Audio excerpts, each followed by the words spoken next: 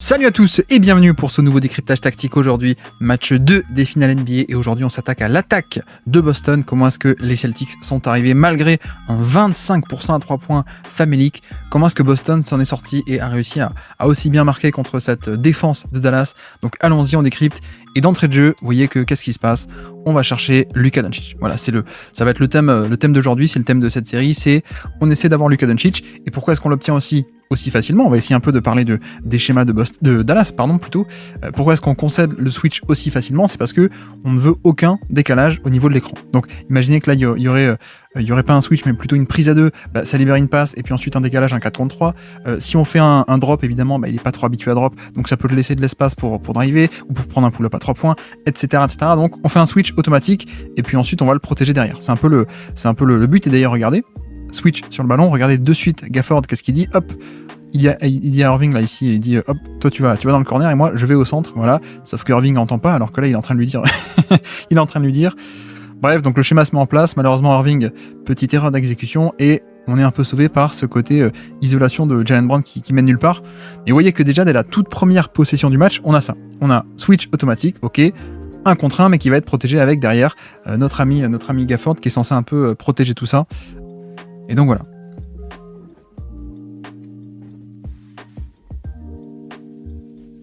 Possession suivante, c'est la même chose, pick and roll, on obtient le switch, voilà. Vous voyez déjà Gafford qui est en train de gueuler pour se mettre en place. Hop, on switch. Et là, vous allez voir que s'il y a un peu deux thèmes dans ce décryptage, c'est que il y a des faiblesses des schémas et puis après il y a des erreurs un peu humaines, des erreurs d'exécution si je puis dire. Et là on est typiquement dans ce côté, le match de Dallas pour moi a été assez mauvais, notamment défensivement au niveau de l'exécution et de certains schémas. C'est pas que le fait que des schémas peuvent être attaqués de telle ou telle manière, c'est aussi le fait que l'exécution n'a pas été bonne, notamment là. Donc qu'est-ce qu'on a? On a en tant que Lomen, donc l'homme le plus proche de la ligne de fond, oui, l'homme le plus bas, le Lomen qui vient aider au panier, hop, il dit à Jones de switcher, donc lui il prend l'intérieur pour rester dans cette zone et Jones est censé switcher. Qu'est-ce qui se passe? Il switche pas assez bien, il va pas bien et là on a de l'aide au panier, donc là c'est cool, mais pourquoi est-ce que Derrick Jones Jr. est aussi avancé dans la raquette et pourquoi est-ce qu'il est pas sur le shooter? Voilà, ça c'est typiquement une erreur totalement évitable parce que là il n'y a pas besoin de ça. Il n'y a clairement pas besoin de ça, de cette aide, enfin en tout cas de ce positionnement aussi loin du shooter, et ce qui fait qu'en effet, vous voyez, on a Gafford qui est en position, sauf que ça suffit pas, ça donne une option de passe simple parce que Jones n'a pas fait complètement le switch.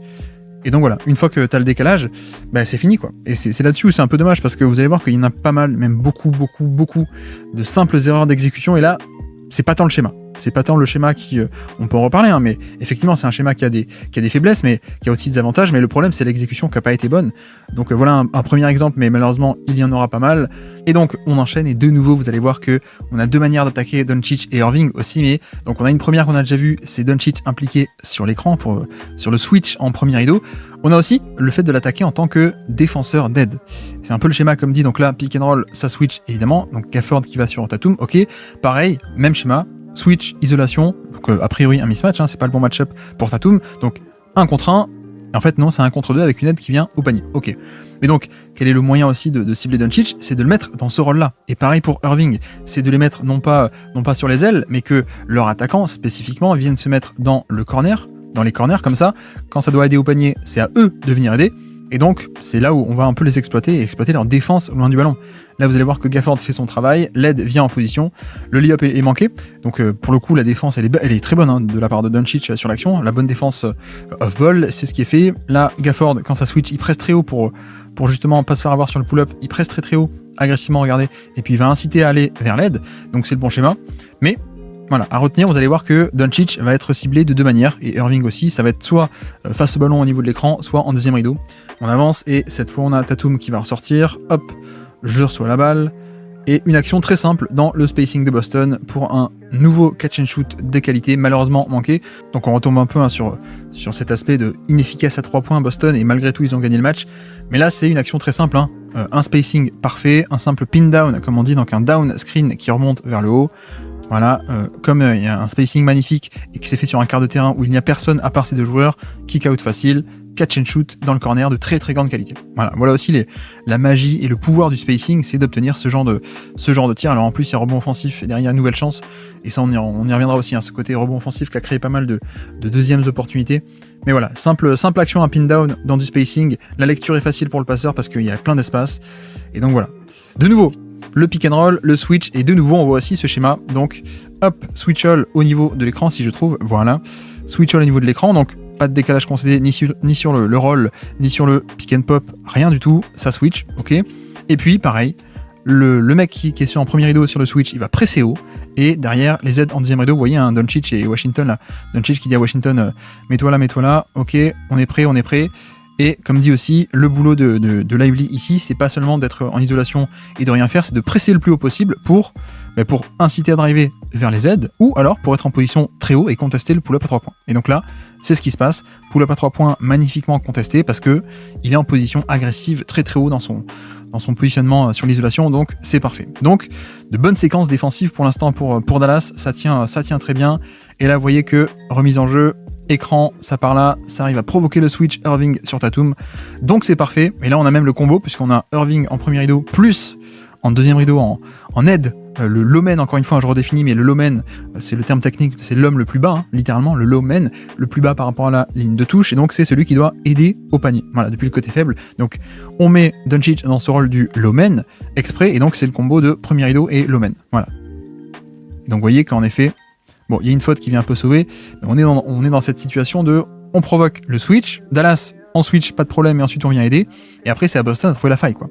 C'est à Boston à trouver la faille, et là, pour le coup, pré-rotation très très agressive de la part de Doncic qui vient se mettre de ce côté de la raquette carrément, parce qu'évidemment, il peut pas rester dans la raquette 3 secondes, et là, vous voyez l'ouverture à quel point elle est grande, et ça va être aussi un thème de la part de Dallas, c'est que je pense que la défense off-ball sur ce match a été très mauvaise en termes de couvrir les cuts. Voilà, ça c'est, typiquement il y a faute, donc Kleber est un peu sauvé sur cette action, mais là, il manque totalement de couvrir le cut, on verra que ce sera pas tout le temps le cas, le fait qu'une faute vienne sauver ça, mais voilà un peu les schémas, ça switch et ça protège derrière. D'ailleurs là, vous voyez que quel est aussi le schéma, pourquoi est-ce qu'on fait ça, switch sur cet écran, pourquoi, hop, pas de pick and pop, alors que si on avait eu 2 sur le ballon ici, on aurait pu avoir Porzingis qui s'écarte pour un pick and pop ici par exemple. Là, ça switch, donc pas de pick and pop. Par contre, le switch a aussi son compromis, c'est que mismatch, et donc forcément Porzingis, si tu le prives du pick and pop, pas de problème. Si j'ai un plus petit que moi sur moi, je vais m'installer le plus proche possible du panier. Et puis là encore, erreur de non pas de schéma, mais c'est vraiment une erreur d'exécution là au niveau de Jones qui fait faute un peu bêtement, quoi. Là, on parlait d'erreur d'exécution de schéma, c'est pas tant le schéma qui est exploité, ici c'est l'exécution de ce schéma et le fait que ça joue mal, quoi, ça fait des erreurs un peu évitables. C'est un peu ça le problème ici, quoi. Parce que, à la limite, si Jones se fait shooter sur la tête, on l'a déjà vu au match 1, c'est pas grave. Là, faire faute, c'est vrai que c'est un peu une erreur dommage, quoi, parce que ça donne 2 points faciles. Donc malheureusement, ça fait tourner, on obtient le switch, Josh Green, et là, on est encore une fois sur une très belle possession de Dallas. C'est exactement ce qu'il faut faire. Voilà un peu le schéma, et je pense qu'on en reparlera, mais malheureusement, je pense que sur ces 2 premiers matchs, Dallas autorise beaucoup trop de pénétration à l'intérieur et au milieu du terrain. Je pense que l'ajustement, ça devrait être plutôt comme ici, essayer d'isoler sur la ligne de touche, donc sur un côté de terrain où on est enfermé plutôt que plein centre, ici. Et donc là, c'est parfait. On a un Josh Green qui se met en premier rideau, qui oriente sur la main gauche, l'aide aussi derrière, et malheureusement il y a une option de passe pour Jrue Holiday qui pourrait être couverte par Doncic mais qui le fait pas totalement, donc 2 sur le ballon. Voilà, on a enfermé Tatum sur un côté et il prend un pull-up un peu inefficace. Ça, pour le coup, c'est vraiment une possession rêvée pour la défense de Dallas. C'est isolation, on oriente, on enferme. En plus, le cut est pas servi, mais là, il faudrait qu'on ait Doncic qui repasse devant, quitte à concéder un 3 points ouvert. Mais là, la passe de Tatum, c'est pas un passeur d'élite, il est pas capable de la faire tout le temps, cette passe. Donc, ce sera un peu le schéma. Mais voilà, Dallas qui s'en sort encore avec une bonne position défensive, mine de rien. Le problème, c'est plutôt que ça score pas de l'autre côté du terrain, ça vous le savez. Mais voilà, donc voilà pour cette position. Et puis on enchaîne avec un excellent système de la part de Joe Mazzulla. Il fait pas que bien structurer le terrain, il fait aussi de bons systèmes. Et donc là, en voici un, ce qu'on appelle parfois un vacate. Alors vous voyez qu'il est toujours hyper actif, Mazzulla sur le banc pour dire aux joueurs où aller. Donc là, quel est le schéma? C'est Brown qui va driver ici, et en même temps, un vacate ou un leak comme on dit, donc littéralement vacate pour libérer la zone, ou alors un leak pour une fuite si vous voulez. Bref, on a le driver qui vient là et en même temps le shooter qui remonte. Et regardez un peu l'attitude de Doncic qui dit est-ce que je suis le shooter ou est-ce que je contiens la pénétration. Il contient la pénétration, 2 sur le ballon, et donc le shooter d'élite est ouvert, et là on a même 1 contre 2, donc on aurait même pu avoir une extra passe. Voilà un petit système leak ou vacate comme vous voulez pour le nom, on s'en fiche un peu du nom évidemment, mais qui vient un peu se mettre au service du drive. Donc voilà, on est capable de sortir des petites variations très sympathiques pour encore un catch and shoot ouvert à 3 points de très très grande qualité. On avance, Tatum qui a Doncic, donc on va l'attaquer. Qu'est-ce qu'on fait? On l'attaque, l'aide vient, ça ressort, et 3 points. Malheureusement manqué. Mais là, c'est vrai que c'est une position assez intéressante. Alors déjà, pick and roll, switch, voilà, évidemment. Et puis là où ça me paraît intéressant, c'est que je pense que ça peut être un ajustement de la part de Dallas. Là, il y a un peu un pile switch qui est fait de facto, mais je pense que ça devrait être un peu plus scripté et ça pourrait être l'ajustement parfait. C'est là, sachant que Doncic va se faire dépasser sur l'1 contre 1, c'est un peu l'idée, c'est qu'on sait qu'il va se faire battre, il est pas très bon. Donc en fait, plutôt que de continuer à suivre le drive, je pense que l'idée du pile switch qui a déjà été fait plein de fois sur Harden ou sur des mecs comme ça, c'est la pénétration se fait, l'aide en deuxième rideau vient le réceptionner, Washington coulisse dans le corner, et Doncic, plutôt que continuer à suivre Tatum, revient sur l'aile. Et là, c'est un peu ce qui se passe, mais vous voyez qu'un peu en retard, pour le coup. Mais je pense que vraiment, ce pile switch pourrait totalement marcher, parce qu'on sait que Tatum, il va se faire avoir sur le premier rideau. Donc, en fait, ce sera un peu un contre-move pour qu'il n'y ait aucune ouverture pour que là, Tatum débarque dans la raquette, il voit quelqu'un devant lui, il fait une passe, mais sauf que si on a Washington qui a coulissé et Doncic qui, hop, plutôt que de suivre ici, il repart directement vers l'aile, il n'y aurait pas tant que ça d'ouverture pour des shoots ouverts, quoi. Donc possession intéressante qui, à mon avis, à voir, parce que ça peut être aussi un ajustement pour la suite. On redécortiquera tout ça si ça se fait. Nouveau pick and roll, Jaylen Brown qui va isoler, voilà le switch avec Lively sur l'action. De nouveau, on va chercher Doncic, le voici, et on attaque Doncic. Et là encore, erreur. C'est pas tant le schéma, c'est des erreurs d'exécution. Et donc, quelles sont ces erreurs d'exécution ici? Le switch, pas de problème. C'est plutôt sur après, vous allez voir. Doncic, ok. Que fait Dereck Lively ici? Voilà. Qu'est-ce qu'il fait Lively? Pour moi, il n'y a aucune raison de dézoner à ce point. Ou alors, si lui dézone, il faut pas que de l'autre côté ça dézone aussi là. Mais je pense que là, l'erreur, elle est clairement pour Lively, parce que le schéma, c'est premier rideau et deuxième rideau. Et là, Josh Green était en position. Donc là, c'est vraiment, on offre une option de passe facile pour une équipe qui ensuite peut faire tourner, qui a des bons shooters. Et donc, bah oui, quand il y a autant de mouvements à couvrir, Irving sur le close-out fait un peu une faute, parce qu'en plus, bon shooter, il est obligé de faire un close-out agressif, donc il finit hors de contrôle. Mais là encore, c'est des petites erreurs d'exécution plus que de schéma pour moi, parce que Lively n'a pas aidé dans cette situation. Là, pareil, qu'est-ce qui se passe? On a un switch pour empêcher le pick and pop. Donc, Porzingis, si j'ai le switch, je me mets au poste haut, je shoot par-dessus et j'ai le panier. Voilà, c'est très, très, très simple finalement. Là, sur le ballon, ça switch pas. On fait tourner. Voilà, Jaylen Brown. Ici, le pick and pop avec Maxi Kleber la petite poussette sur Porzingis. Ok, pas de problème. Ça change sur l'écran, et donc, quand on a le mismatch, je vais m'installer. Et là, le problème, c'est pourquoi est-ce que je mets ça aussi un peu dans des erreurs, c'est que là, il y a le temps en fait. Et Gafford, il dit, tu vois, Gafford, il le dit, il le voit. Il dit à Washington de venir soit monter prendre White, enfin, il est censé déjà être sur White, soit carrément prendre Porzingis. Washington le voit, mais c'est un peu trop tard pour le coup.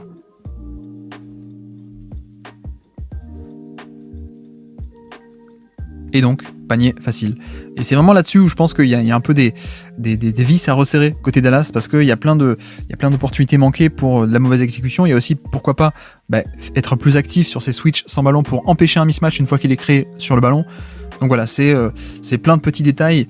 La performance défensive a été bonne, mais aussi parce que Boston a très très mal shooté. Je pense qu'avec une réussite moyenne, on aurait eu un offensive rating beaucoup plus haut. Et donc là, qu'est-ce qui se passe? Nouveau pick and roll, on va chasser le Irving, on l'obtient, et donc que fait Dallas? Ça change sur l'écran, voilà. Et puis Washington qui se met en stunt ici, qui abandonne, qui vient boucher le terrain pour empêcher un drive, donc kick out facile. Et là, c'est pareil. À quel point est-ce que Kleber, qui sait qu'il va y avoir un stunt, il doit pas déjà être un peu, non pas ici, mais peut-être ici pour faire une rotation plus agressive? 3 points ouverts, un peu dommage. Un peu dommage, et c'est le genre de tir sur lequel Boston peut te punir. Donc voilà, quand tu sais que typiquement tu vas faire ce genre de couverture, personne n'est surpris, le fait de faire un stunt et d'aider sur le mismatch, c'est très bien. Switch, ok, comme ça pas de pick and pop non plus, ça vient aider, mais tu dois être prêt à aider et à compenser en fait. C'est là-dessus où c'est un peu dommage de la part de Dallas. Avançons, fin de premier quart-temps, et en voici une autre d'erreur d'exécution. Qu'est-ce que c'est? C'est de la transition. Et ça, ils ont beaucoup souffert, même beaucoup trop souffert. C'est pas normal. C'est pas normal, il reste 8 ou 9 secondes.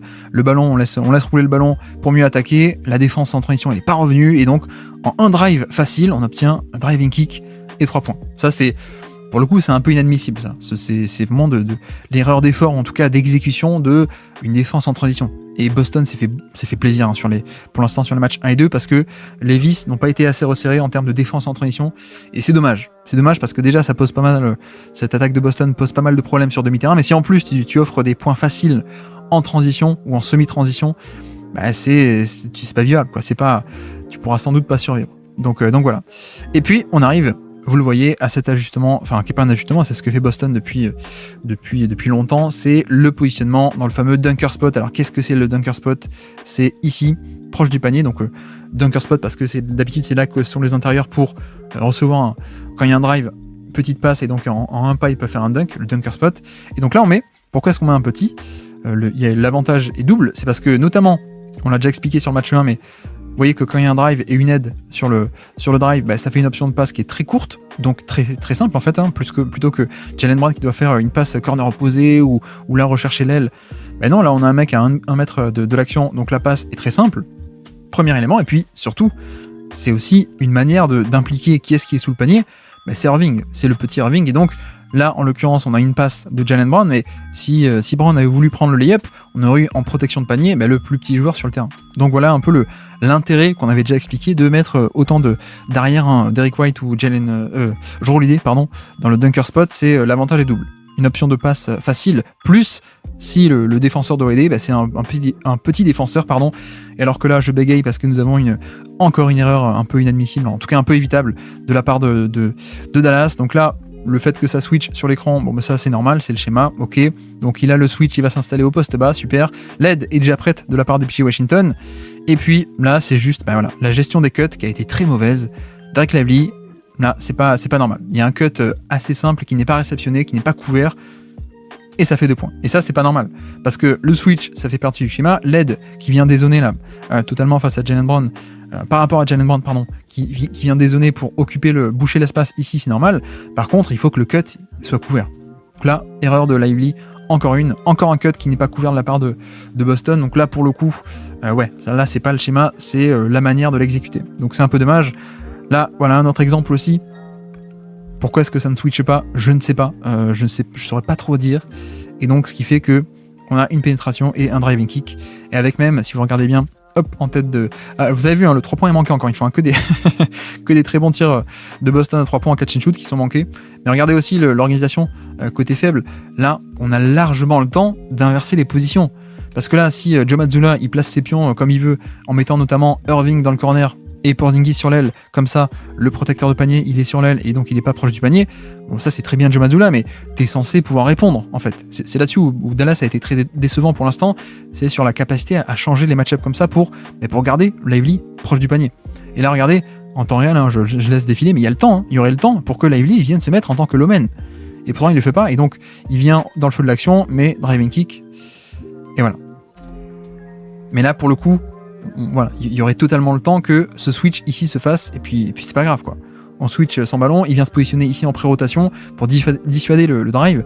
Or là, il arrive un peu en retard, donc le drive est déjà fait, driving kick, 3 points ouverts, et catch and shoot. Donc, là encore, c'est juste la manière de faire le schéma qui est pas bonne. Il faudrait peut-être rajouter un peu plus de switch off ball pour garder les bons éléments aux bons endroits, parce que sinon, tu donnes juste raison à Mazzulla qui juste met ses pions là où il veut et puis il fait ce qu'il veut, quoi. Donc, c'est aussi à Dallas et à Jason Kidd de savoir répondre à ça avec des switch off ball. Là, encore une fois, qu'est-ce qui se passe ? Pick and roll. Et pour empêcher un pick and pop, qu'est-ce qu'on fait ? Hop, ça switch. Voilà, donc on a un switch. Porzingis prend pas le catch and shoot. Nouveau pick and roll. Le voici, ça switch une nouvelle fois. Vous avez vu, hein ? Washington qui vient sur White et puis Exum qui récupère Porzingis. Et la passe manquée de Derrick White. Voilà. Et pourquoi est-ce qu'on avait ça ? C'est parce que Porzingis, il a vu que sur le premier écran, ça switchait, donc il dit, bon, attends, je vais en refaire un, et ensuite je vais m'installer au poste bas contre le petit meneur, enfin en tout cas le plus petit meneur Exum, même si Exum est grand pour un meneur, mais c'est quand même plus petit.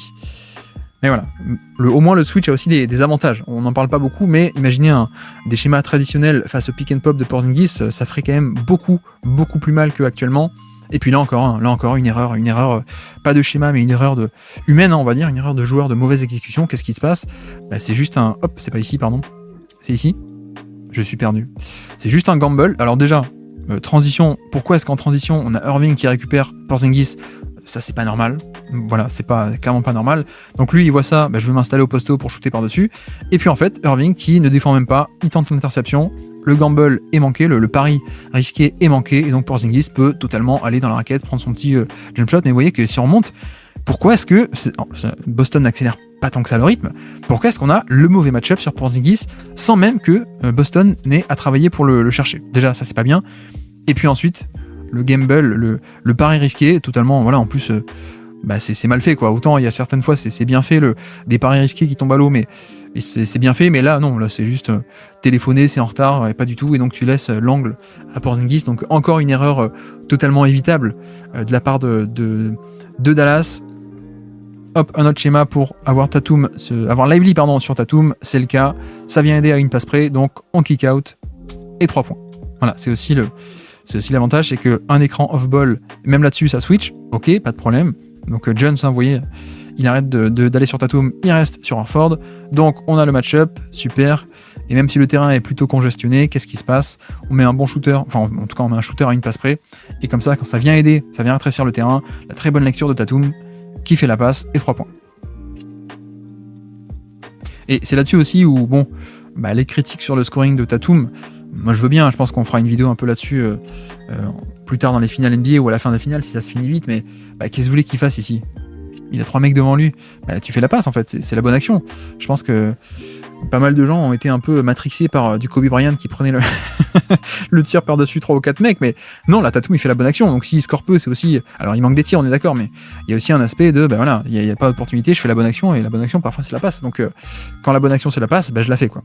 Donc là, qu'est-ce qui se passe ensuite? Pareil, on obtient le switch après un pick and roll, donc Doncic, on organise le terrain côté Dallas, on organise les aides là, ici, pour le réceptionner, et Doncic qui se fait blow-by, et les aides le réceptionnent, Tatum en deuxième rideau. Voilà. Donc ça, c'est plutôt bon, et c'est les schémas traditionnels côté Dallas. Donc on essaye de nouveau avec, vous avez vu, un poseur d'écran qui était Peyton Pritchard, plutôt un bon shooter, ce qui a déclenché un système de rotation. Je laisse dérouler l'action, qui ne mène nulle part parce que la défense est très très bonne. Mais alors, qu'est-ce qui se passe? On fait poser Pritchard pour avoir Doncic, le voici, et on a un stunt, une aide, un dézonage de la part de Jones, pour le coup, qui vient abandonner le shooter et qui vient aider, faire un stunt ici sur le drive de Tatum pour, vous voyez que l'action d'avant, le drive était un peu trop facile, et c'est un peu ce qu'on a depuis le début, donc voilà, là il n'y a personne qui vient faire un stunt, donc il peut pénétrer facilement jusqu'au panier. Voilà, alors même s'il perd le ballon, il va au moins jusqu'au panier. Donc là, qu'est-ce qu'on fait? Jones fait un stunt, comme il a fait contre OKC face à HDA, contre Anthony Edwards, etc., etc. Donc ça kick out normalement. Et ensuite, les rotations sont très très bonnes de la part de Dallas avec un pile switch. D'ailleurs ici, vous voyez que, hop, si j'ai ralenti, Josh Green reste sur Holiday, fait pas le close-out, ok. Mais surtout, Washington va réceptionner le drive de Holiday pendant que Josh Green descend dans le corner. Voilà, vous voyez, Washington dans le corner à la base, il réceptionne le drive et Josh Green revient dans le corner, pile switch, excellentissime, donc pas de décalage. C'est un peu l'action clé de cette possession, c'est ce pile switch off ball. Et derrière, pas de décalage, on prend un pull-up contesté. Voilà, très bonne possession de la part de Dallas. Et vous voyez que c'est pas dans le switch qui est le problème, c'est comment est-ce que tu le protèges ton switch. Parce que ici, il est très très bien protégé avec de l'aide pour faire sortir pour que le ballon s'en aille de ce mismatch. Ensuite, l'aide, une fois que l'aide est fait, on compense. Et donc, on arrive à empêcher tout décalage. Donc, c'est totalement faisable et possible. Alors, pas tout le temps. Et forcément que Boston va scorer certaines fois. Mais c'est pas tant le schéma qui est à remettre en question, c'est à quel point est-ce que tu l'entoures, est-ce que tu le protèges et comment est-ce que tu l'exécutes aussi. Donc, c'est un peu toute l'histoire de ce match. Et on voit là aussi l'autre histoire de ce match. Les vis, les boulons pas assez resserrés de la défense de Dallas, et notamment en transition, encore une fois. Transition, semi-transition, vous appelez ça comme vous voulez, mais là, il se passe pas grand-chose. On remonte le ballon tranquillement, on peut attaquer, kick-out, facile, le décalage est fait, voilà. Ça, pour le coup, je dois dire que je pensais que ce serait Dallas qui ferait un peu plus de ce genre de choses et qui viendrait un peu grappiller des points sur la transition. Pour l'instant, c'est Boston. Pour l'instant, c'est Boston qui, avec son attaque de semi-transition, arrive à toujours avoir des points un peu faciles, quoi. Et là encore, pareil, hop, un panier de Holiday sous le cercle, et que se passe-t-il? Semi-transition, on vient se mettre en place, pas de système, juste on attaque. Avec ici, vous voyez qu'il y a une action dans l'autre aile avec Holiday qui attaque sur l'aile gauche. Aile droite, on a une action, une sortie d'écran qui est programmée, sauf que ça vient aider sur le drive Kleber, donc ça laisse 1 contre 2 ici. Jones se mettait en position de top lock pour empêcher la sortie d'écran, mais donc il est pris à revers par le backdoor. Le voici. Et voilà, Boston, vu le spacing, c'est vrai qu'il n'y a pas besoin de faire grand chose. Vous voyez, un spacing maximal avec 2 shooters dans les corners, une simple action pour faire un decoy, un appât, ça attaque, ça part dans le dos, extra passe, voilà. Et puis tout est facile.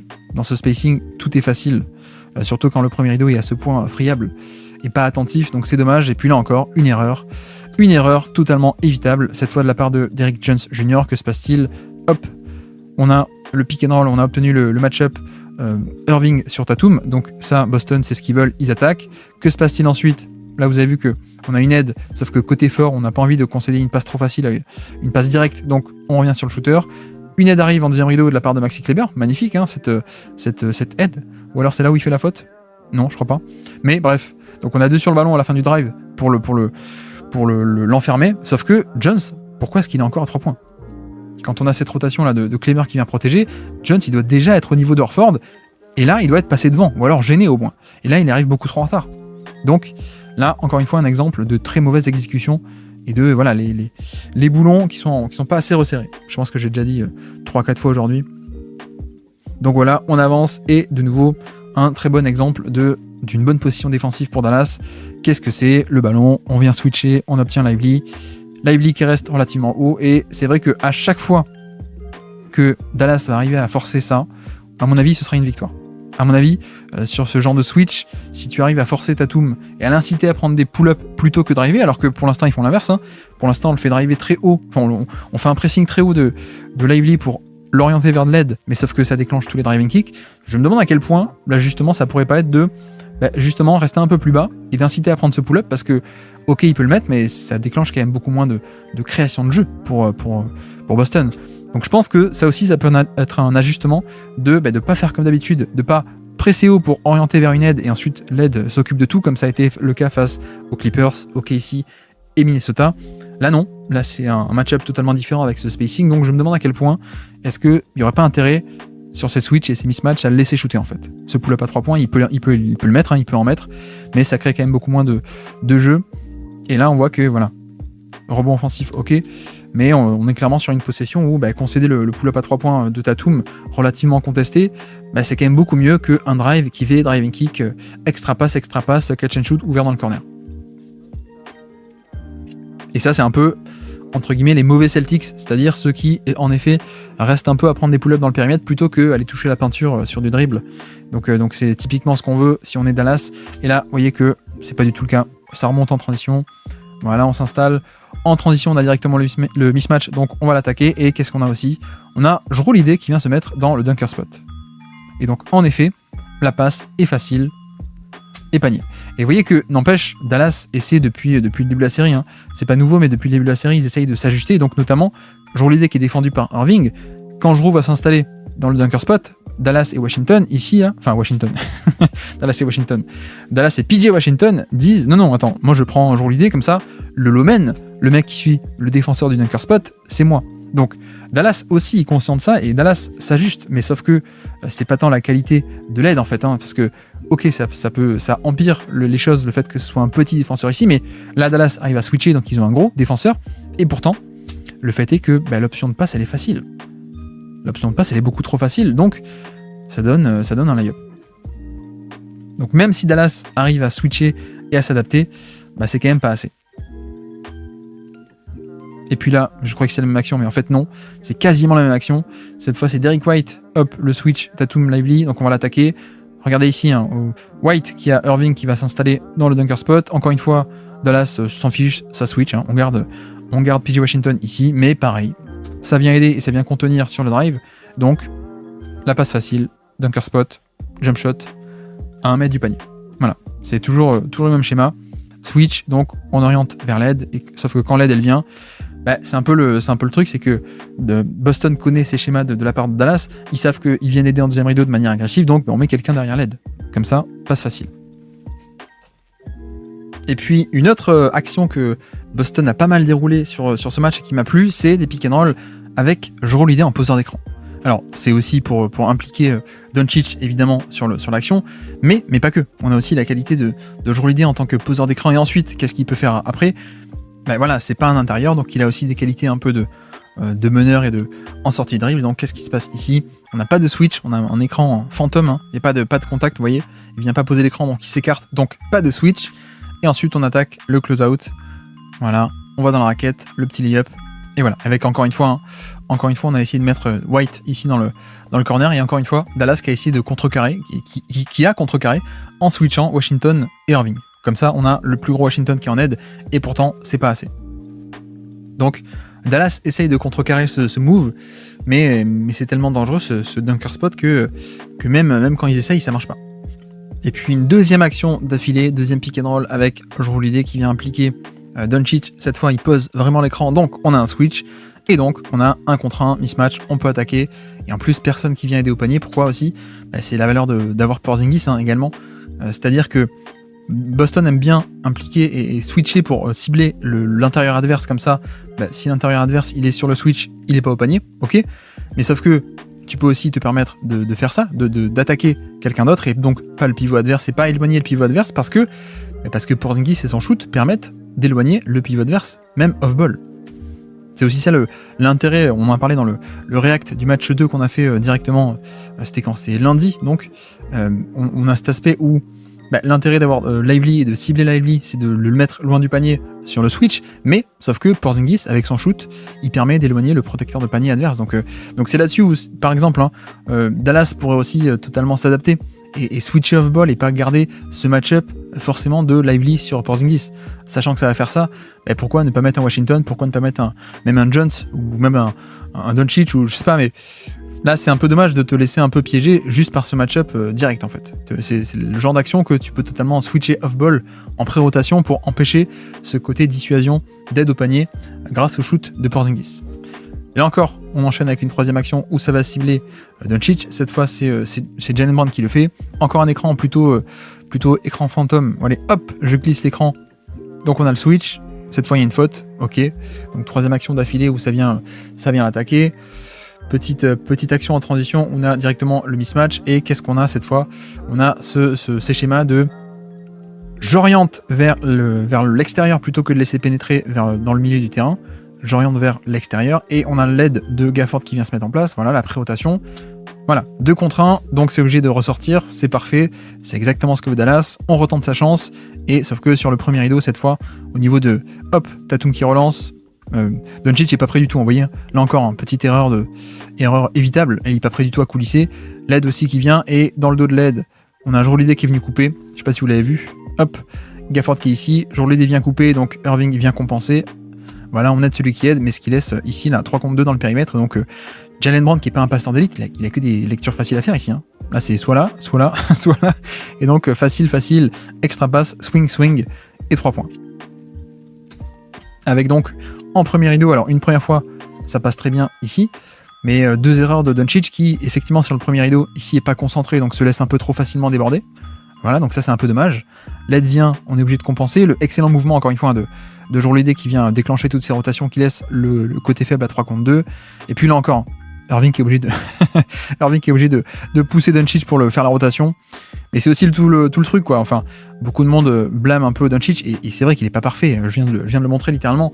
Mais il y a aussi cet aspect de, quand tu arrives à mettre du mouvement, et que Boston arrive à enclencher ce côté driving kick, extra pass et mouvement, oui, forcément, dans une position défensive, au bout de la 3e, 4e, 5e rotation défensive à faire, c'est plus dur. Et donc, tu vas forcément beaucoup plus souvent la manquer, la 5e ou 6e rotation, plutôt que l'inverse. Donc oui, Dallas n'est pas bon, mais en même temps, c'est aussi le but de faire ces rotations et de faire tous ces schémas et ce truc d'extra pass, c'est que forcément, tu vas arriver au final à déclencher des erreurs, de provoquer des erreurs, pardon. Et puis donc, deuxième mi-temps, on enchaîne. Et de nouveau, qu'est-ce qu'on va faire? Pick and roll pour cibler Doncic. Et là, qu'est-ce qui se passe? Vu que Doncic met un peu du temps à monter, on a un peu d'espace pour dégainer le pull-up sur le moment du switch, où le switch, on passe la responsabilité de l'un à l'autre. Petit espace pour dégainer. Hop, pull-up à 3 points. Malheureusement manqué, ça fait partie du lot. Mais voilà, c'est vrai que c'est aussi une manière d'attaquer le switch, c'est de jouer un peu sur ce côté, sur ce moment du switch et de l'action où il y a un petit espace quand ça passe de l'un à l'autre. Ça dégaine le pull-up, contre-move assez classique, malheureusement le tir est manqué, mais on continue de cibler et de switcher, de cibler Luka Doncic. Le voici, cette fois une bonne défense avec, vous voyez, encore une fois, hein, on a le mismatch, et derrière on a Gafford qui vient se mettre en pré-rotation de ce côté de la raquette. Le turnover est forcé, c'est parfait. Et puis une possession très intéressante ici où vous allez voir le contraste entre quand on aide et quand on n'aide pas. Ce que j'aime bien, c'est ce premier drive de Brown contre Washington. Vous voyez que ça ne vient pas aider sur le drive, hein, pour le coup. Chacun reste sur son shooter, son attaquant, donc il n'y a rien qui est créé. On ressort et Tatum, cette fois, lui, il arrive à créer le décalage sur le drive. Voilà, donc ça vient aider en deuxième rideau avec Gafford. Et donc qu'est-ce que ça fait ? 2 sur le ballon, ça déclenche des systèmes de driving kick et encore un catch and shoot ouvert à 3 points. Donc là on voit bien aussi la différence entre quand ça vient aider, quand ça vient pas aider, avec en plus le rebond offensif qui fait mal, hein, qui fait beaucoup de mal celui-ci. Mais pourquoi ? Parce que Doncic, on est en pleine rotation, il fait le close-out et donc personne sur Jrue Holiday pour faire le box-out et donc rebond offensif et lay-up. Et voilà aussi toute la différence entre quand ça vient pas aider et quand ça vient aider. Et finalement c'est là que Boston est le meilleur en fait. Là ce côté isolation pure et dure, et même face à un mismatch, finalement Boston peut punir mais pas de manière élite. Par contre, ce que Boston veut, c'est avoir le mismatch pour qu'ensuite soit déclenché des aides et des rotations. Et c'est comme ça que c'est pas tant le scoring de Brown ou Tatum qui compte, c'est le fait que ça vient aider, donc ça déclenche des systèmes de driving kick, extra pass et autres. Et donc là, c'est exactement ce qui se passe. Et puis surtout, qu'est-ce qui se passe ensuite ? L'ajustement de la part de Boston. Regardez qu'est-ce qui va se passer. Tatum qui balance à Horford, driving kick et 3 points encore une fois.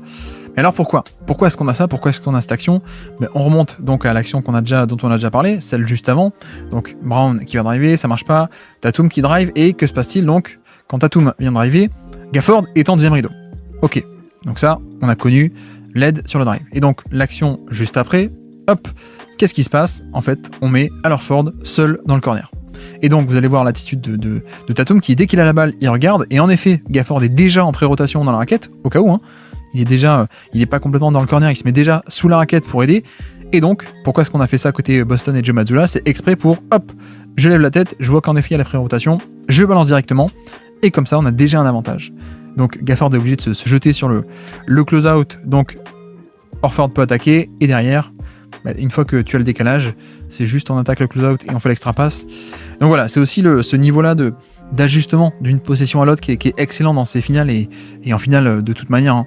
C'est cet aspect on peut s'ajuster d'une position à l'autre, on peut battre juste sur un move, juste sur comment est-ce qu'on place un tel ou un tel sur le terrain. Là, c'est ça, c'est typiquement ça, c'est hop, on place Horford ici, sachant que Gafford sans doute va faire une pré-rotation et donc être hors de position, et donc comme ça on peut l'attaquer. Ainsi, le voici. Et puis on enchaîne avec une petite action sur le côté et un 3 points encore une fois. Mais pourquoi ? Eh bien parce qu'on est sur une des seules actions du match où Tatum est sur une prise à 2. Et oui, il n'y a pas un switch automatique dans l'action. On sait qu'on avait vu ça pas mal sur le match 1, notamment. Tatum avait été le seul de Boston à subir un peu ce genre de soft prise à 2. C'est pas très agressif, hein, mais un peu une prise à 2 soft 2 contre 1. Et en effet, là, je sais pas si c'est une erreur ou si c'est volontaire. À mon avis, c'est plutôt une erreur de pas switcher automatiquement. Et vous voyez qu'en plus, Jrue Holiday glisse l'écran, donc part dans le dos directement de la défense, ce qui laisse un 1 contre 2. Hop, Kyrie contre Jrue Holiday et contre Derrick White. Donc là, la lecture elle est assez facile. Et là encore, je suis pas sûr que ce soit... Je pense que c'est encore une erreur, hein. Je peux me tromper, mais vu qu'on n'a pas vu ce schéma-là depuis la première mi-temps du match 1, grosso modo, là c'est un peu étonnant. Et ça donne encore un 3 points pour Derrick White dans le corner. Et puis là, on voit que Dallas commence un peu à jouer avec les match-ups pour donc conserver, comme dit Gafford, et le pivot dans le rôle du Lomen. Donc là, qu'est-ce qui se passe ? Hop, nous avons un pick and roll ici pour obtenir le switch. Voilà. Et Gafford est déjà en position pour un 2 contre 1. En tout cas, pour surcharger le terrain ici et pour aider. Mais alors pourquoi ? Parce que, en fait, vous voyez que Boston met son pivot sur l'aile et pas dans le corner. Mais, sauf que Gafford et Dallas s'ajustent et disent, voilà, il dit à Irving, tu restes pas sur Jrue Holiday, tu prends Horford. Comme ça, moi je reste l'homme le plus bas et je peux aider au panier. Voilà, donc ça c'est le bon ajustement de la part de Dallas, hein, pour le coup, qui joue un peu avec les match-ups comme on a dit tout à l'heure, et qui obtient Gafford en bonne position plutôt que Irving en low man. Ok, parfait. Mais donc on a ici le mauvais match-up, forcément. On a Irving qui se retrouve sur un intérieur, donc l'intérieur, Horford se dit, je vais venir poser l'écran, hein, forcément. Sauf que Gafford revient encore une fois à la rescousse avec Irving qui revient sur Jrue et Gafford qui remonte. Voilà. Jaylen Brown voit Gafford aussi bas, se dit j'ai un peu le temps donc je prends le pull-up, et en fait non. En fait Gafford arrive de très très très très haut pour sauver l'action. Regardez, hop, au moment où le tir est pris ici, regardez à quel point il est bas. et il surgit de très très loin. Donc voilà, on voit ce genre de très très bonne séquence où ça commence un peu à jouer. Alors j'ai coupé un peu tôt, pardonnez-moi, mais on commence un peu à jouer avec les match-ups en disant Gafford, non, je veux rester dans ce rôle du low man. Donc Irving, tu vas sur lui. Je protège ici. Comme on voit que ça protège, on n'attaque pas ici. Comme on voit que Irving est sur le mauvais match-up, on va le faire venir poser un écran. Et en fait non, ça re-switch encore une fois. Et Gafford qui va même faire le contre sur le pull-up. Un peu effet de surprise, Jalen Brown pensait avoir le temps. Voilà ce jeu de match-up qu'on a envie de voir sur la défense de Dallas pour contrecarrer en fait l'attaque chirurgicale de la part de Boston. Alors que là, qu'est-ce qui se passe? C'est encore un pick and roll pour aller cibler Tatum, mais cette fois, c'est avec Tatum en poseur d'écran. Pour les cibler Doncic, pardon, je voulais dire, excusez-moi. Pour les cibler donc avec Tatum en poseur d'écran, mais qui en plus ne pose pas un vrai écran, il fait un ghost screen, regardez, hop, pas de contact, je m'écarte, pas de contact. Sauf que, comme il n'y a pas de vrai écran, pas de contact, Derrick Jones Jr. se dit si c'est pas un vrai écran, je reste accroché, je fais pas un switch. Et Doncic, lui, il pensait que c'était un vrai écran, donc il se dit je vais switcher automatiquement. Donc confusion, pull-up à 3 points, ouvert. Voilà, c'est aussi une manière c'est le ghost screen, l'écran fantôme, c'est aussi une manière de punir un switch et de créer de la confusion. C'est ça, c'est quand je fais pas de contact sur l'écran, hop, je m'écarte et donc on ne sait pas si on doit switcher ou pas. Donc c'est toute la difficulté et ça donne un pull-up à 3 points largement ouvert pour Derrick White, malheureusement encore loupé. De nouveau, nous avons Tatum qui va attaquer Doncic et de nouveau le bon système d'aide et de rotation de la part de Dallas. Regardez, donc hop, merci la réalisation, mais il y a un switch sur l'écran, comme ça pas de pick and pop à Porzingis. Donc voilà, on obtient Doncic sur Tatum, plus l'aide en deuxième rideau avec Washington qui est prêt à aider, plus aussi le stunt en tête de raquette et en début de drive ici. Vous voyez que l'espace est un peu bouché, mine de rien. Et puis l'aide en deuxième rideau, la voici, 2 sur le ballon. Jalen Brown qui coupe dans le dos de l'aide, mais Irving qui coulisse assez bien, hop, ce qu'on appelle le sink in, donc le S-I-N-K. Il vient aspirer et aider celui qui aide. Ok, donc driving kick à 3 points, extra pass. Et ça, pour le coup, c'est vrai que c'est un tir que Boston est capable de mettre, mais au moins, on est arrivé à protéger le switch et à forcer ce tir finalement. C'est un peu quitte ou double, mais au moins on a réussi à protéger à bien cadrer le terrain, à bien aider et à faire les bonnes rotations. Et même à la fin, le tir est finalement assez bien contesté de la part de Doncic. Malheureusement, le problème c'est le rebond offensif, et donc Boston a une deuxième chance. Et qu'est-ce qui se passe? Il se passe que Boston s'en sort avec un petit 2 points dans la confusion, puisque après le rebond offensif, on a un switch. Donc ça vient aider, pareil, toujours pareil. Voilà, 2 sur le ballon, réception du drive à 2 à la fin. Driving kick sans trop d'options, Jalen Brown qui fait vivre le décalage, kick out, et voilà. C'est aussi le talent de Boston qu'a tous ces joueurs qui sont pas seulement des shooters un peu statiques, mais qui sont des joueurs qui sont capables d'attaquer le close-out en mouvement, de dribbler, faire l'extra pass, et là c'est ce qui se passe. De nouveau, évidemment, on cible Doncic, le voici, switch automatique, et donc là qu'est-ce qu'on va faire? Tatum qui va attaquer, il attaque main gauche, l'aide en deuxième rideau, et voilà. Et c'est là encore c'est le bon schéma de on switch, pas de décalage sur l'écran, hop, Kleber qui va être prêt à aider, Irving qui est prêt à descendre, mais Boston essaie de faire un écran ici pour le bloquer, ça va pas marcher. Le problème aussi, c'est pourquoi est-ce que là, cette fois, Derrick Jones fait pas un stunt hyper agressif? C'est parce qu'on a un excellentissime shooter à une passe près. Donc là, si Jones se met hop, ici un stunt, ça fait une passe facile pour un trop bon tir à 3 points. Donc il le fait pas. Vous voyez qu'il laisse pénétrer main gauche. Heureusement, on a Kleber en deuxième rideau qui vient contester le tir. Et voilà. Et Dallas s'en sort avec encore une fois un layup qui aurait pu être mis, qui n'est pas mis. Mais les schémas sont là et pour une fois sont bien exécutés, contrairement à la première mi-temps. Et puis de nouveau, qu'est-ce qu'on a fait? On a mis Doncic dans le dunker spot. Dans le rôle du Lomen plutôt. On va essayer de dire les bons termes. Donc voilà, switch ici, Lively, ok, Jones. Donc là, c'est pas forcément un mismatch, mais on va l'attaquer tout de même. Et puis on a mis aussi donc Doncic dans ce rôle du Lomen, l'homme le plus bas par rapport à la ligne de fond, qui doit venir aider sur l'action. Sauf que Jalen Brown, magnifique timing, il laisse sauter. Petit temps d'attente là en fin de drive. Il le fait assez souvent, ce côté timing et hop, je saute, j'attends qu'il saute, pardon, hop, et je monte. Donc voilà, c'est aussi une manière de cibler et de faire mal à Doncic. C'est sur cet aspect c'est toi qui dois être l'homme qui doit protéger le panier. Et ça, tu sais pas le faire non plus hyper bien. Donc on va jouer sur cette mobilité. Et puis là encore, vous voyez, une erreur en premier rideau avec un mauvais gamble, un mauvais pari défensif de la part de Doncic qui offre ce premier décalage. Voilà, c'est un peu offert. Heureusement, les aides sont là, mais on admire aussi, comme dit, tout le travail de extra pass et de qualité de faire vivre un décalage côté Boston où, hormis Porzingis, c'est peut-être le seul, mais tous les autres joueurs sont capables d'attaquer en sortie de dribble, de shooter, de passer, de faire vivre ce décalage, et donc c'est ce qui se passe. Et d'ailleurs, encore un catch and shoot à 3 points manqué par Boston, qui aurait pu largement creuser l'écart encore plus si ces tirs-là étaient rentrés. Et là, que se passe-t-il? On est de nouveau sur une erreur, non pas sur le schéma, mais sur une erreur humaine, une erreur d'exécution. Qu'est-ce que c'est? Post-up de la part de Tatum qui va au poste bas contre Josh Green qui est mobile mais qui est plus petit, donc on vient déclencher l'aide, prise à 2, parfait. Sauf que le problème, c'est que Jrue Holiday vient couper dans le dos de l'aide, hein. Vous voyez que là on a un 1 contre 2 ici, Jrue Holiday, Sam Hauser et Jaden Hardy. Et là pareil, comme en première mi-temps avec Lively qui avait manqué un cut, là la couverture des cuts elle est pas bonne. Et vous voyez que Hardy se fait totalement avoir, il doit couvrir le cut, hein. La priorité c'est ça, c'est le cut, c'est pas le 3 points. Donc là c'est hop, une demi-seconde d'inattention, ce qui libère ce mouvement off-ball pour Jrue Holiday, mais bon, le mouvement est intelligent, mais c'est un mouvement qui aurait dû être couvert en fait, hein, par le défenseur. Mais bon, c'est un peu le problème de Hardy, c'est que il apporte de l'attaque, mais pas tant que ça en défense off-ball ou on-ball. Donc c'est encore une fois une erreur d'exécution du schéma qui fait que le cut n'est pas couvert. Et puis on arrive sur l'action un peu la plus significative de cette chasse au mismatch et de comment est-ce que Boston arrive à tout organiser pour bien cibler les bons joueurs aux bons endroits. Donc pick and roll, on obtient Doncic, ok parfait, et puis on a aussi Jrue Holiday dans le dunker spot qui donc amène Irving. Et donc qu'est-ce qui se passe? Premier rideau Doncic, deuxième rideau Irving, et là on attaque, ça passe Doncic, et qu'est-ce qui se passe ici? Irving qui vient aider, mais sauf que comme c'est un meneur, il n'a pas du tout la même protection de panier que si ça avait été Gafford qui défendait le dunker spot, et donc le panier. Voilà, c'est aussi tout l'intérêt. On a vu en première mi-temps que l'aide était plus agressive et sortait plus haut, et donc ça libérait la passe sur le dunker spot. Là non, là on n'est pas autant agressif, on conteste le tir, mais comme c'est un meneur, ça conteste pas aussi bien.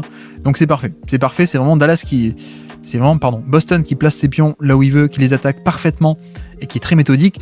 Et c'est aussi là-dessus où le côté Boston c'est que les 3 points, c'est un peu une critique qui à mon avis est un peu fausse, parce que non, c'est aussi une expertise de savoir comment est-ce qu'on attaque et comment est-ce qu'on cible un tel et un tel.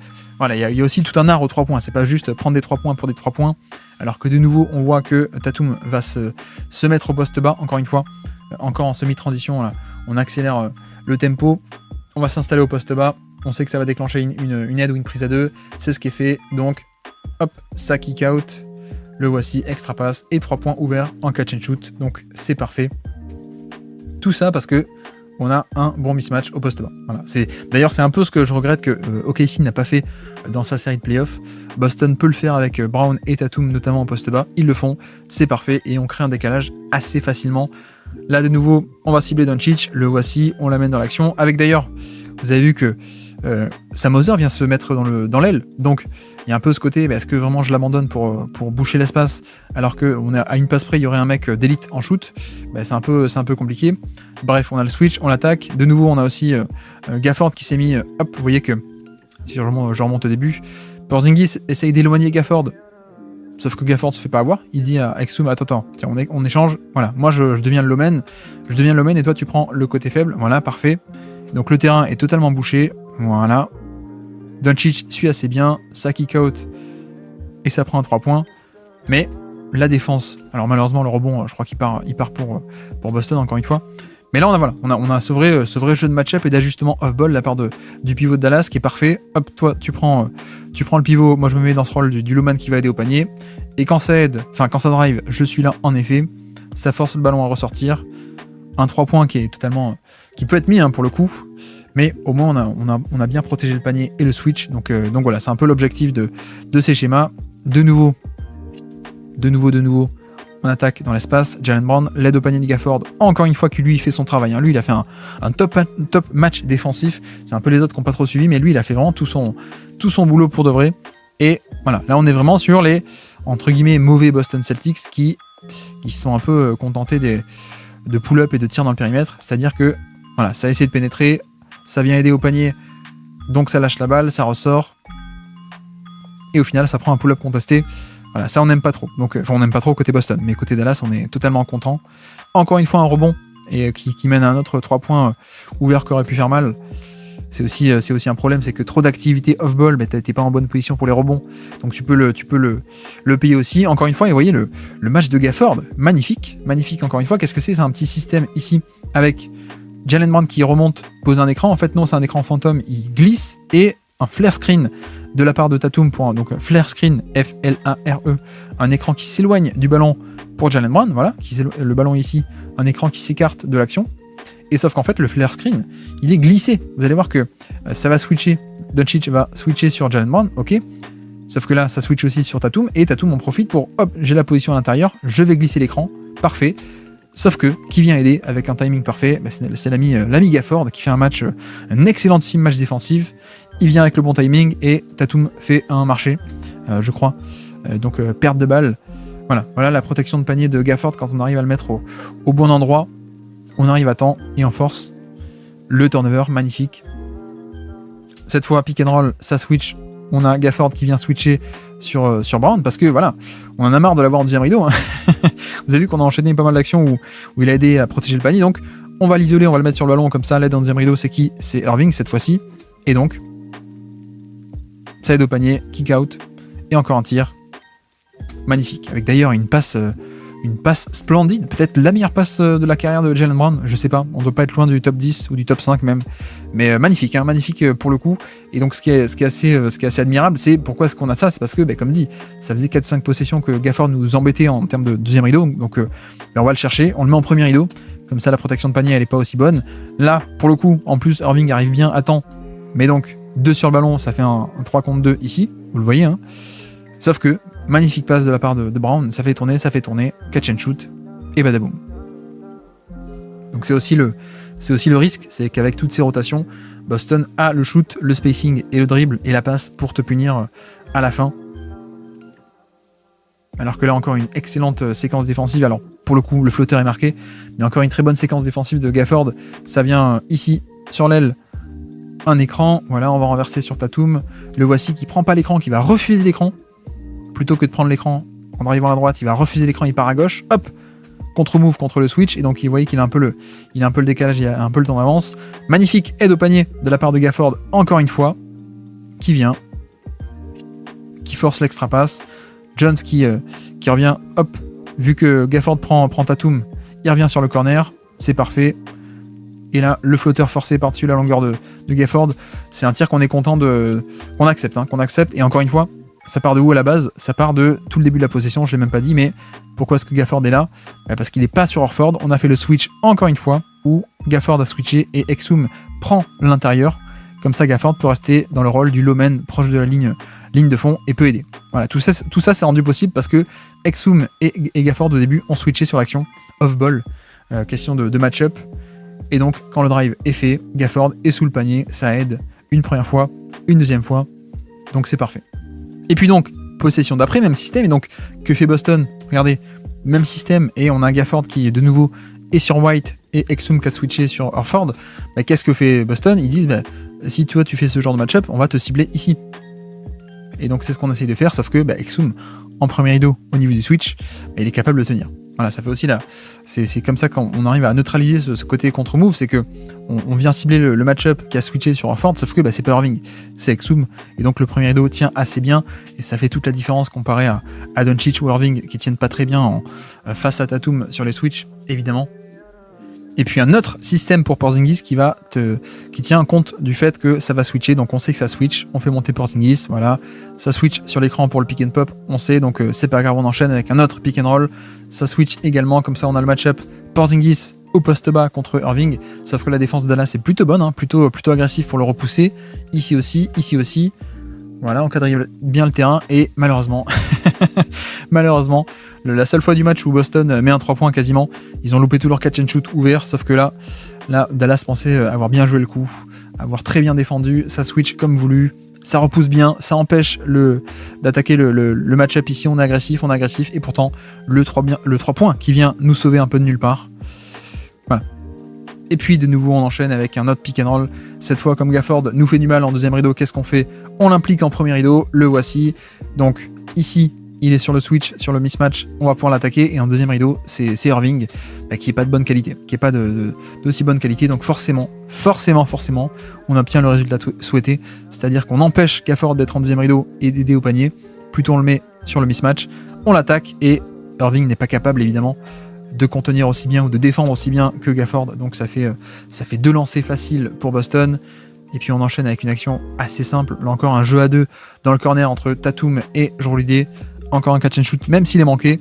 Mais empty action, donc personne dans le corner pour le coup. On fait un jeu à 2, hop, dribble and off avec personne dans le corner, donc pas de côté faible. Voilà, petite confusion sur les switch ou pas switch. Ça obtient encore un tir de qualité dans le corner, encore une fois loupé. Donc Boston aurait pu s'échapper bien plus tôt, mais ce n'est pas le cas. Et puis de nouveau, switch, pick and roll avec Jaylen Brown qui va cibler Irving et qui va s'installer au poste bas, dans la raquette pour son drive. Parce que Irving n'est pas capable ici sur le switch de le repousser. Au moins, mine de rien, la raquette elle est bien bouchée, donc on arrive à forcer un flotteur plutôt qu'un layup. Mais voilà, c'est aussi Boston est aussi capable de punir de cette manière, donc là ils le font, c'est parfait. Jaylen Brown contre Irving, c'est aussi un mismatch qu'on aime bien avoir. Là cette fois c'est Jaylen Brown contre Luka Doncic évidemment. Et donc on a Doncic en premier rideau ici, mais regardez qui est-ce qu'on a en deuxième rideau, c'est Irving. Et pourquoi ? Mais parce qu'en début de possession, on a toujours la même chose.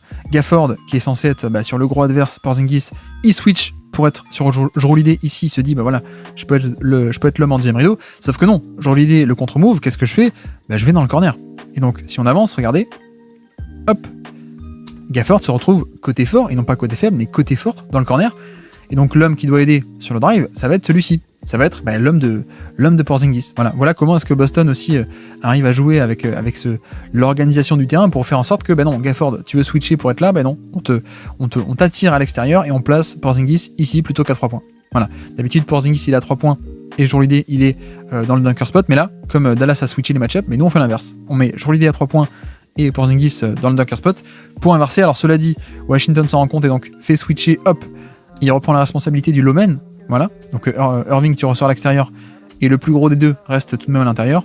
Et en plus, une très bonne défense de la part de Doncic, je sais pas si vous l'avez vu, hop, je vais remonter parce qu'on regardait autre chose, mais Doncic qui défend assez bien face à Jaylen Brown, même sans tenir compte de l'aide. Et encore une fois, un bon tir forcé. Et en plus, je sais pas si vous voyez, mais il n'y a pas d'aide excessive ou proactive ou très agressive sur le drive. Pour le coup, encore une fois, on reste en 1 contre 1 et pas trop d'aide autour, ce qui permet de pas créer de décalage. Et donc contrairement à d'habitude, on avait ici un driving kick quelque part parce qu'il y avait une aide qui venait agressivement, là non, on laisse faire Doncic en 1 contre 1 et donc on a un très mauvais lay-up qui est forcé de la part de Jaylen Brown parce que pas d'aide qui sont déclenchées, donc pas d'ouverture. De nouveau, Tatum qui va attaquer Doncic après un switch, le voici avec, vous voyez le quadrillage, les aides en deuxième rideau, Gafford et Washington, et même le stunt ici qui va se faire à une passe près de l'action. Voilà, parfait, magnifique. Holiday qui est obligé d'attaquer, ça kick out, 3 points un peu au buzzer, fin de possession par Derrick White qui est manqué. Donc voilà, là c'est pour le coup la possession exemplaire défensive de la part de Dallas avec le switch et puis ensuite on le protège avec deuxième rideau, pré-rotation, les mecs sont prêts à aider dans la raquette, ils sont déjà dans la raquette. Le stunt qui vient gêner, hop, la main gauche de Tatum ici, hop, je t'empêche je te force à arrêter ton dribble. Voilà, je reviens sur Holiday, je contiens la pénétration du mieux que je peux. Le décalage est tout de même fait, donc ça aide. Hop, ici, Irving, ça coulisse pour compenser, magnifique. Et on force le 3 points. Voilà un modèle de possession pour protéger Doncic et le switch. Donc c'est parfait. De nouveau le pick and roll entre Derrick White et Tatum. Et cette fois un peu de confusion sur l'écran. Est-ce qu'on pose l'écran ou pas ? L'écran, hop, il est posé, mais il est aussi posé sur les deux défenseurs. Donc ça laisse de l'espace à White pour débouler et aller dans la raquette, prendre le flotteur. Malheureusement manqué. Mais voilà, ce jeu à 2 qui est aussi intéressant pour créer de la confusion entre écran, pas écran, ghost screen ou pas. On attaque avec Jaylen Brown cette fois-ci. Doncic, non. On arrive à faire sortir la balle. Ça switch bien dans le périmètre. Le cut of ball, ça compense bien. Et perte de balle. Voilà aussi un bon modèle de possession défensive. Ils sont plutôt pas mal, les Mavs pour le coup. Avec Doncic impliqué. Mais le stunt, l'aide agressive de Washington qui abandonne complètement Horford pour venir, hop, boucher l'espace et empêcher Jaylen Brown d'attaquer main gauche. Donc voilà, 2 contre 1, on peut pas attaquer, on ressort, ça ressort. Ici, Derrick White, pareil, ça switch sur l'écran. Voilà, parfait. Et même quand il y a un cut backdoor et qu'on est pris à revers, ça vient aider. Alors en plus, vous voyez que ça a commencé à s'organiser ici où c'est Kyrie le lowman, mais Jones lui dit attends, on échange, c'est moi qui vais être le lowman. Voilà. Et donc quand ça aide au panier, c'est Jones qui le réceptionne plutôt que Irving. Super, ça aide. Kick out qui est fait. Et sur le kick-out, on a en effet, enfin, le pile switch dont je vous parlais de Doncic plutôt que suivre Brown. Brown, il va être réceptionné par un deuxième défenseur et à la place, lui, il va revenir sur Tatum. Voilà, le pile switch. Peut-être on en fera une vidéo plus développée plus tard, mais c'est aussi une manière de contenir cette driving kick. À mon avis, ça peut être une excellente manière de le faire. De nouveau, Jalen Brown qui va attaquer, qui va attaquer même pick and roll avec Horford. On a Doncic. De nouveau, le stunt assez agressif ici, qui va boucher la main droite. Donc Jalen Brown part sur la main gauche, mais il y a moins d'espace parce qu'on est prêt à le réceptionner. Ok, on est allé nulle part évidemment. Et puis ça fait tourner et pull-up. Voilà, même pick and roll, même stunt, ici de l'autre côté. Donc Jalen Brown, il voit qu'il y a le stunt, hop, je pars de l'autre côté, sauf que Doncic est prêt, hein. Doncic est totalement prêt à empêcher la main gauche, ça ressort. Et voilà. Vous voyez que mine de rien, on a quand même de très bonnes positions défensives de la part des Mavs, donc il y a peut-être un peu d'espoir, je pense. De nouveau, pick and roll évidemment, cette fois on va cibler Irving plutôt que Doncic. Hein, vous voyez que Tatum il dit non, va-t'en, n'emmène pas Doncic. Voilà, on va avoir Irving sur le switch le plus petit, c'est parfait. Et surtout, regardez, la clé ici, c'est la position post-switch, si je peux dire, et le release, à quel point, comment est-ce qu'il sort de l'écran, regardez, hop, je sors avec la position préférentielle. C'est-à-dire que je fais mon écran et je relâche, je relâche à l'intérieur, comme ça je suis entre le panier et Irving, alors que c'est Irving à être plutôt ici, entre Tatum, entre l'attaquant et le panier. Sauf que là on a la position préférentielle, donc là Tatum il dit, il regarde dans le corner, il dit White est censé venir ici faire un jeu en triangle, hein, ici, parce que j'ai la position. Voilà, c'est le cas, sauf qu'un peu tard, donc l'occasion est passée, c'est pas grave, on donne la balle au poste bas pour attaquer contre Irving, sauf que la passe est un peu mal ajustée, encore une fois, c'est obligé de faire tourner, et on force le 3 points. Voilà, le système était bon, l'exécution était bonne, c'est juste qu'il a manqué un quart de seconde ici sur la lecture parce que, hop, j'ai la position préférentielle, et là on attend le jeu en triangle qui vient ici pour faire un jeu de passe, un jeu d'appui, ça vient pas, ça défend bien. Doncic, qui n'a pas été exemplaire en défense on-ball, mais là en défense off-ball, il vient bien compenser ici, parfait, il revient sur Horford, une deuxième fois, hop, ici le 2 contre 1, super, et 3 points un peu par dépit. Donc une belle position défensive, et puis on finit par une autre belle position défensive, paradoxalement, c'est la position que vous connaissez, le switch Doncic face à Tatum, qui va attaquer. Regardez à quel point est-ce que on arrive aussi à mettre les aides en pré-rotation ici, à la fois Derrick Jones et Washington qui sont dans la raquette, les voici, le pressing très haut et très agressif de Doncic ici, qui coulisse bien, ça coulisse bien, à la fin on se fait avoir, ok, par le crossover, parce que bon, c'est quand même Tatum, hein. Et puis au panier, réception avec une aide, Derrick Jones Jr. qui contre. Et là, bon, là, la suite, vous la connaissez. Est-ce qu'il y a faute ou pas ? Peut-être. Probablement une petite poussette. Mais voilà, on finit ce match avec cette action. Fin de ce décryptage tactique de l'attaque de Boston sur ce match 2. Et on se dit à très bientôt pour un prochain décryptage tactique. Ciao.